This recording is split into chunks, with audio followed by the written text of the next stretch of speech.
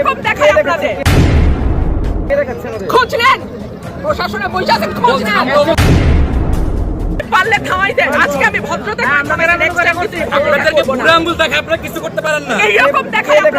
গণমাধ্যমের সামনে ম্যাজিস্ট্রেট সহ তারেক রহমানকে বুড়ো আঙুল দেখিয়ে কড়া ভাষায় হুঁশিয়ারি দিল রুমিন ফারহানা।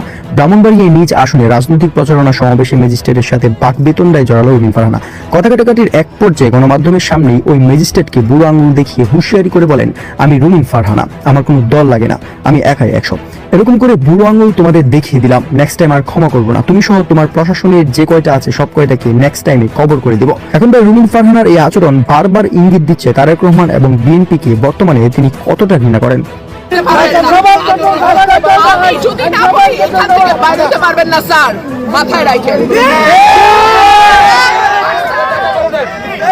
শেখ হাসিনার সময় আপনারা যাদের কথা এখন চলতেছে তারা কানে ধইরা কানের নিচে থাকতো স্যার।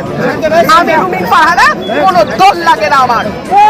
বারবার বলছি যে নির্বাচনটা খুব আদর্শিক হইতে হবে, নির্বাচনটা আদর্শিক হইতে হবে। তবে আজকে একটা আচরণ ভালো লাগছে, নাসরুদ্দিন পাটোয়ারি একটা বেশ মানে এক মুরব্বীর কাছ থেকে একটা শক্ত কথা হজম করছে। দেখেন, আপনি দোয়া করেন ইনশাআল্লাহ, দোয়া করবেন তো অনেক করব, কিন্তু কষ্ট করবেন আল্লাহ ইনশাআল্লাহ ইনশাআল্লাহ। দোয়া করলে লাভ মানে এই যে তো লাভ, দোয়া করেন, দোয়া করবেন কেন আপনি দোয়া করেন ইনশাআল্লাহ, দোয়া করবেন তো অনেক করব, কিন্তু কষ্ট করবেন আল্লাহ ইনশাআল্লাহ। যাক, এটা ভালো হয়েছে, দোয়া তো করে দেবো কিন্তু পাস তো করবে না।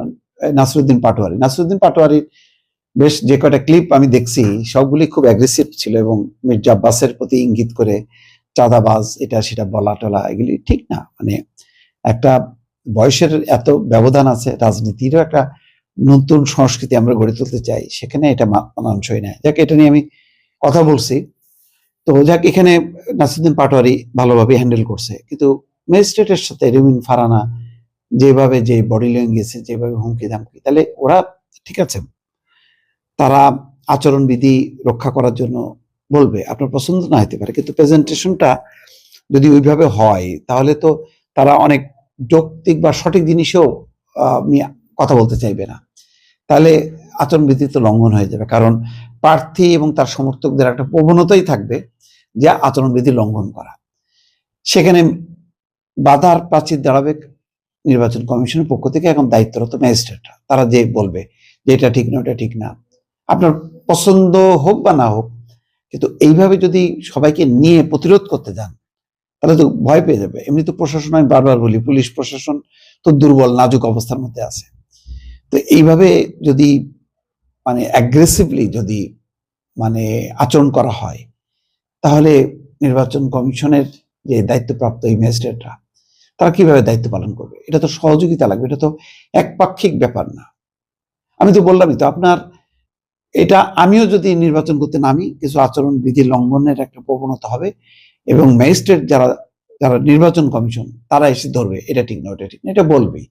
কিন্তু তার উত্তরটা যদি আমি খুব সুন্দরভাবে হ্যান্ডেল না করতে পারি তাহলে তো একটা মানে উত্তেজনা তৈরি হবে, এক ধরনের অ্যাগ্রেসিভ মনোভাবের ফলে যেটা হবে, সে তো দায়িত্বই পালন করতে পারবে না, তাহলে তো ভেঙে পড়বে, বিভিন্ন জায়গায় জায়গায় এই সমস্তগুলি তো ভেঙে পড়বে।